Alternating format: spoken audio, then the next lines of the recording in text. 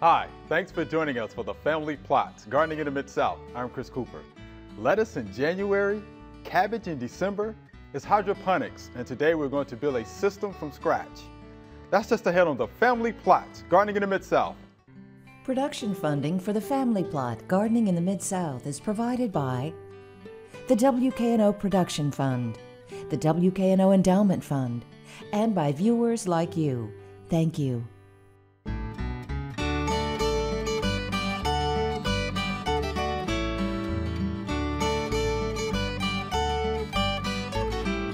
Welcome to the Family Plot. I'm Chris Cooper. Joining me today is Stefan Leonard. Stefan is an Extension Master Gardener right here in Shelby County. And Scott DeKarski is here. Scott is our hydroponic expert. Thanks for joining us. Thanks for having us. Now, Stefan, you were on here before talking about hydroponics and hydroponic systems. So why do hydroponics anyway?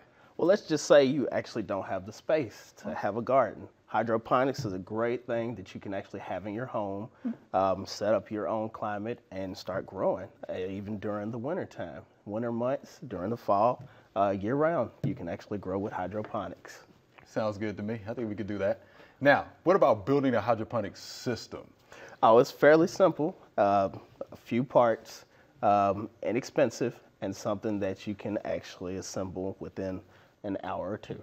All right, now, Scott, how do we go about setting up a hydroponic system? You want to talk about some of the parts we have here? Or? Yeah, absolutely. The sure. first step is to make sure we have all of the parts and everything is in order. First thing we're going to need is some kind of a storage tote. Preferably something a little bit more durable, like this black and yellow tote.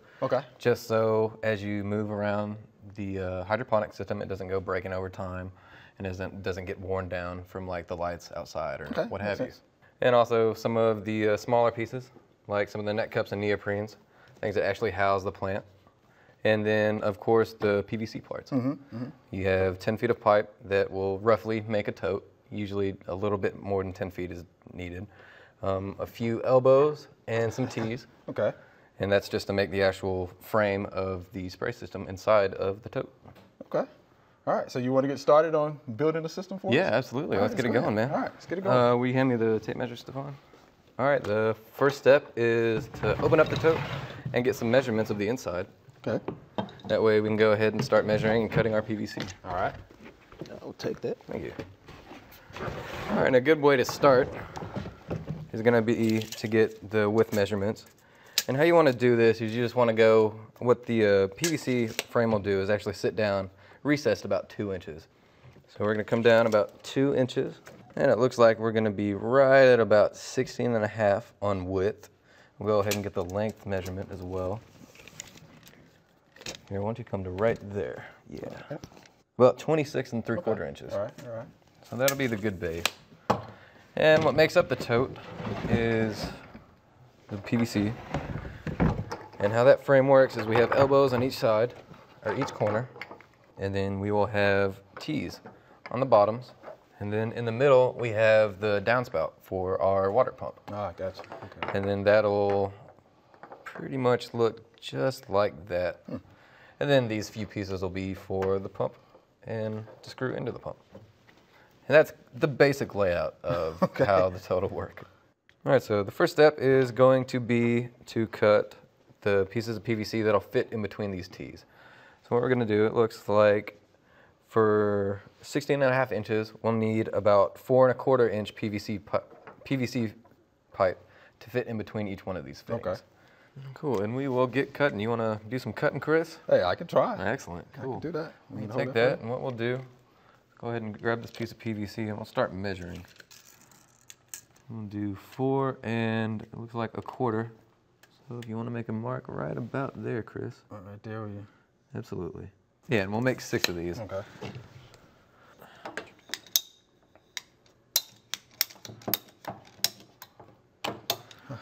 right, and that is the start of the tote. And what we want to do before we make all 6 is we'll make one side of the tote. I'll go ahead and check it with the inside diameter just to make sure that we're on track. And since we're not going to be using any PVC glue, we want to go ahead and just smash these together real quick. That way everything's nice and snug, and we want to check that and make sure it fits the phone. Awesome. All right.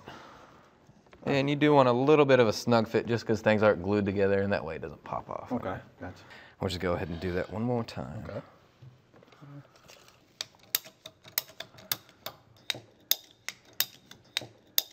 So those are our ends done. And next thing we're gonna do is measure the inside. So we're gonna do these 12-inch pieces. We're gonna do 4 of those. And one big reason we're using these cutters like we are instead of a saw or what have you is because when you go to cut PVC like that, it'll turn into a fine dust. Right, I've seen And that. that's the bane of any hydroponic system. And it's really just a few simple pieces and the tote starts to come together on its own. Yeah, it sure is. How about that? And now we're gonna cut 2 25-inch sections for the outside.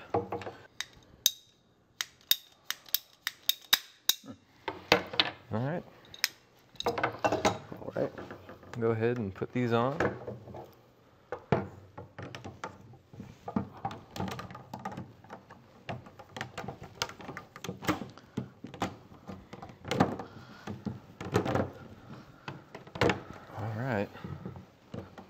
And then what we're gonna do now is we're gonna build the downstem for the pump.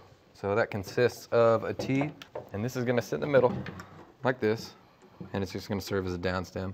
And then we will cut a few pieces to hook all of this together. Okay. Mm-hmm. We're gonna make 1 3/4-inch pieces. We're gonna do 2 of those to fit on the inside of this. So it'll just snugly fit in there. Yeah, there's a bevel. There's a bevel in the inside of each one of the fittings, and it's 3/4 of an inch. Okay, I got you. So that way your pipe slides in and stops. Okay. Go ahead and throw that in there. All right. Face that. Let's face it up. All right.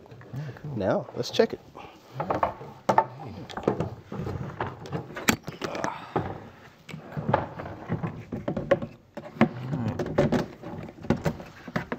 Yeah, it's looking like it's just a little bit long. Like I said, each tote's gonna be just a tiny bit different. Right. Maybe let's start with a 1/2 inch. 1/2 inch? Just so we don't take too much off.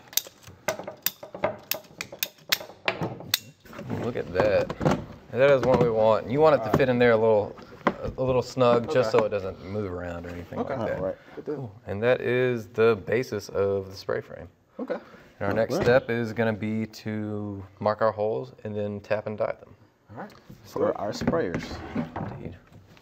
We're gonna have 3 sprayers on each one of the ends, and then this long end's gonna have 3, and then we'll have 2 on each one of these. Okay. And we have 2 different kinds of sprayers that go into these totes. We have 180 degrees, and you can see that they have a 180-degree plane of spray. see. That way you're not hitting the back of the tote and causing any backsplash that would encourage it to leak. Okay. So these will be placed on the outer, outer Yeah, and these will go on the outer ends. Okay, I got you. spraying in. We have a 330 degree. It has 2 directions of spray instead of just the one from the 180. That way you can get both sides. Okay. And those will go on each one of these. Okay.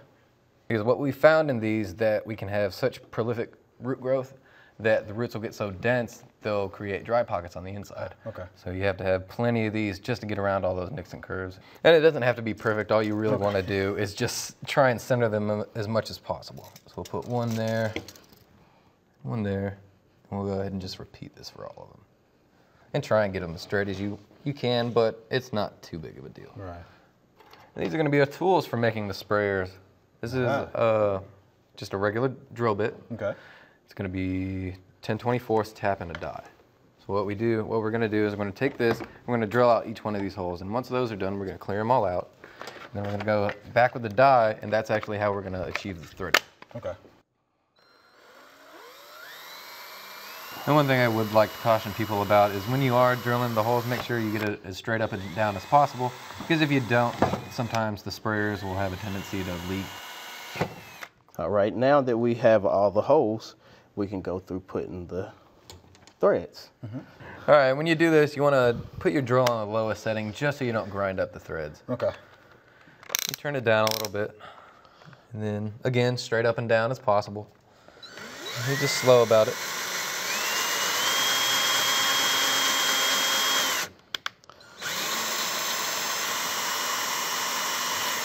That is essentially how this works. And this drill bit, it'll be a tight fit at first, but at the very tip of it, it'll start to cut away at the hole just to help increase that diameter a little bit, and then the threads will start to take over after that. And then when you do bring it back up, you just kind of let the drill carry itself, because if you pull too much, you'll mess up the threads.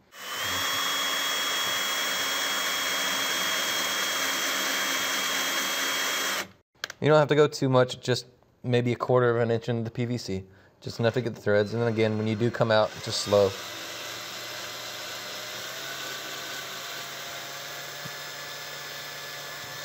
And then make sure you try and clear away all this little debris, because if you do get that in there, they'll tend to clog up these sprayers, and then you'll have fun. Okay.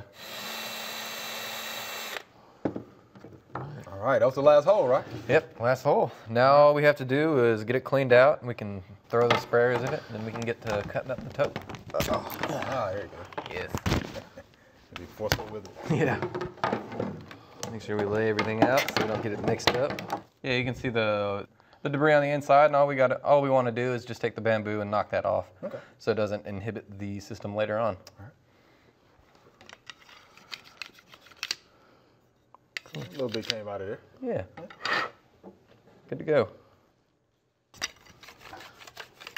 Yeah. That came out of that one. Yeah. Cool.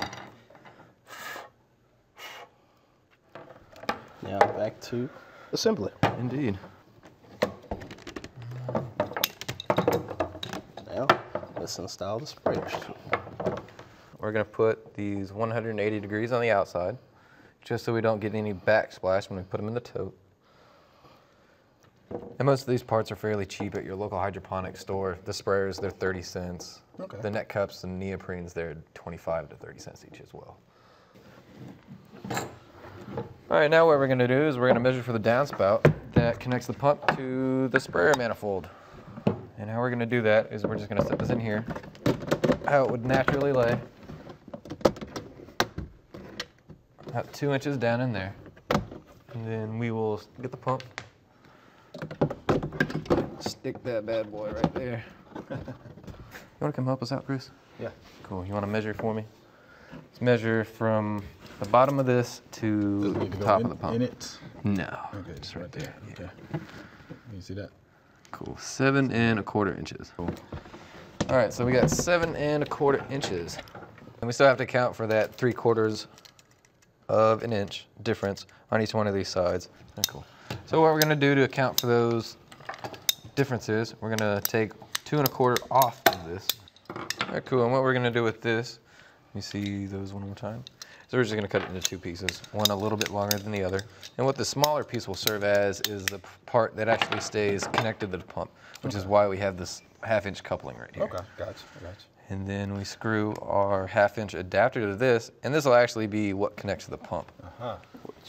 And that fits on there. Okay, Yep. I got you. That way it's seamless when we have this Right, just sitting on top. Yeah. Yep. And it makes disconnecting rather easy. Right. That way you can take it out. Yeah.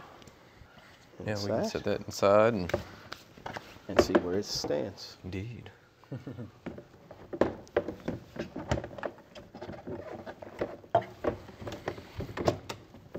You can see it bulges up just a little bit. So what we're gonna do is we're gonna take a 1/2 inch off of this downstem, just so we can go ahead and get a nice little even plane. Because what the spray manifold doubles as is also support for the net cups when you get big mature plants and fruit also. Okay. Right. Cool. And that is the completed spray manifold. How about that?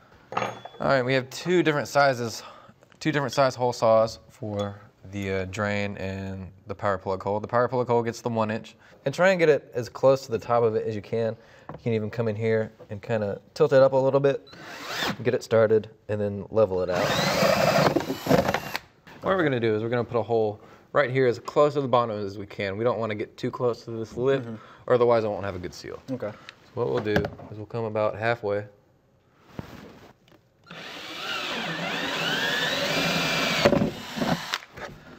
And we're gonna wanna make sure that we clear up all these Little frazzles. Yeah, little little frazzles and stuff.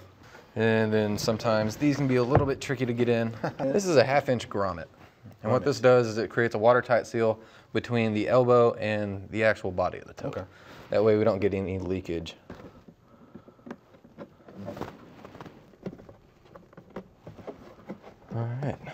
And that is going to be your drain. Yeah, how about that?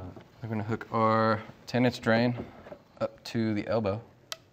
And then we're just going to put the elbow into the grommet. All right. Bring it down just a little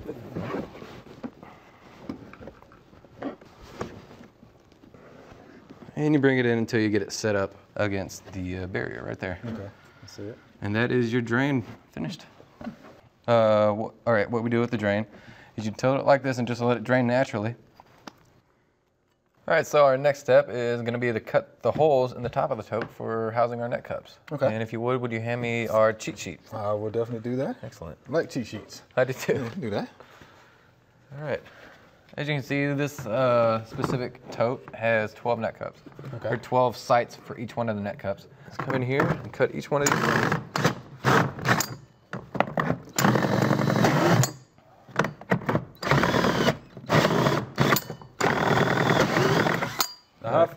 And we will use those for guides. All right, and then we can start drilling our holes. All right. It's a good idea to have someone.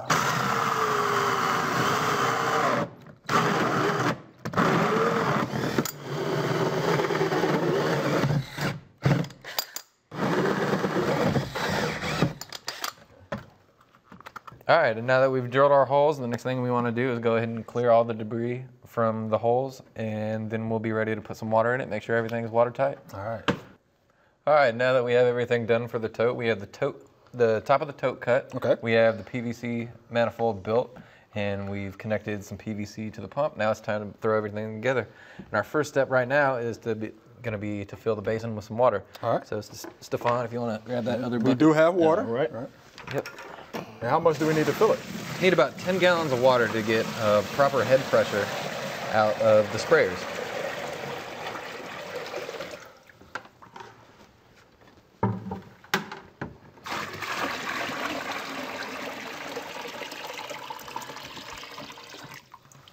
All right. You want to grab the pump and let's load it in. All right. Let you. Stick the cord out of the cord hole in the back. Feed it on around. Very cool. All right. Connect up the PVC manifold. Should be good to go. Slide that in.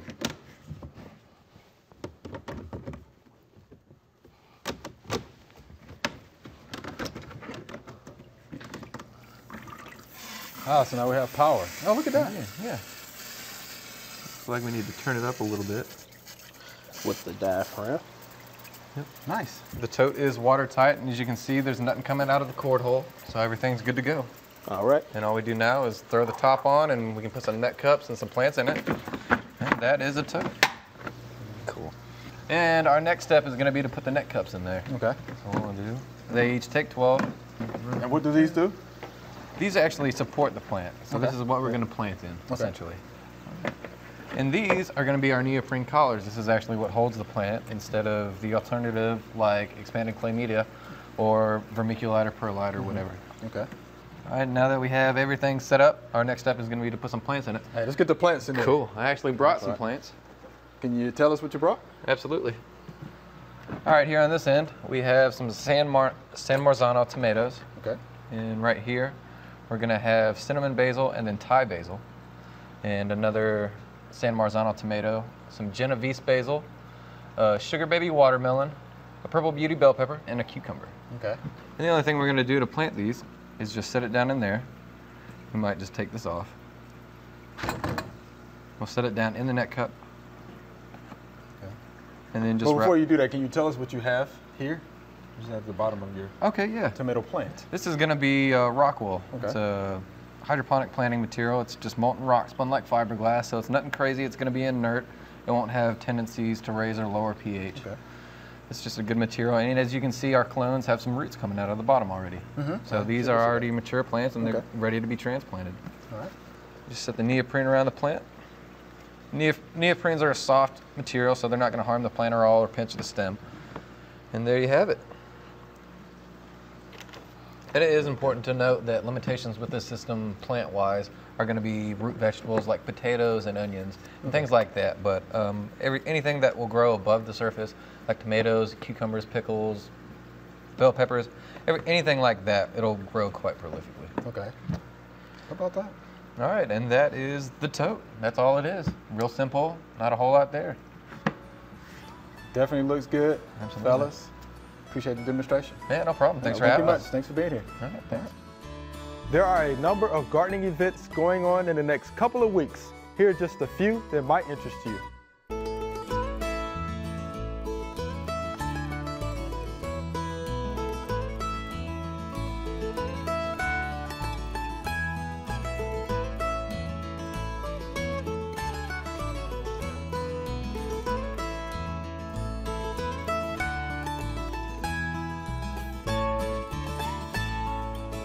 All right, here's our Q&A session. And Scott, if you have something to say, just jump in there with us, all right? All right. All right, here's our first viewer email. Am I washing out the nutrients when I water my raised bed? And this is from Dan in Horn Lake, Mississippi. So, Stefan, I know you do a lot of work with raised beds for the Shelby County School System. What do you think about that question? Are you actually washing out the nutrients in your raised beds? No, you're not. Okay. Your plants will actually absorb the nutrients that it actually takes. Now, you'll be washing away all the nutrients that it does not need. Okay. And also getting rid of the salt buildup. Sure. So it's actually a good thing to water those nutrients away. Okay. And you're definitely right about the salts. I mean, fertilizers are salts. You know, so they need to be flushed out of the system every once in a while. So yeah, Mr. Dan, don't worry about that. You're not going to be washing out your nutrients at all. All right. So here's our next viewer email. This plant is growing in my lawn. What is it and how do I kill it? Okay, good picture there. Folks, that would be Virginia buttonweed. It is a difficult weed to control. As you can see, it grows pretty low, okay, prostrate to the ground, right? Produces by seed, root fragment. It's a perennial. Wow. So it's a low-growing perennial weed, so it's going to come back year after year. The thing about Virginia buttonweed is this. It is an indicator of wet or moist soils. Again, indicator of too wet or moist soils, okay? It forms a mat on the ground pretty much, and then those leaves will go from green to yellow, and it's a virus that causes it to go from the green color leaves to the yellow colored leaves. All right. Again, hard to control. Since you do have it, I always like to talk about cultural practices, Stefan, you know that. Yeah. You know, about aerating, you know, fertilizing according to your soil tests and, you know, things like that. But since you already have it there, you want to know how to kill it. Post-emerge broadleaf weed killer is what you're going to have to use for that. Okay. Anything that, you know, pretty much contains 2,4-D, dicamba, and MCPP, okay? All of those are broadleaf weed killers, okay? You will find those in products like Trimac or Weed B Gone Max. Read and follow the label on that. It's gonna be multiple applications. Yeah, absolutely. Multiple applications, right? Because again, this is a very difficult weed to control. So there it is, Virginia buttonweed. And it has a beautiful white flower, obviously shaped like a star. Oh, wow. But when it gets, you know, to that flower part, absolutely.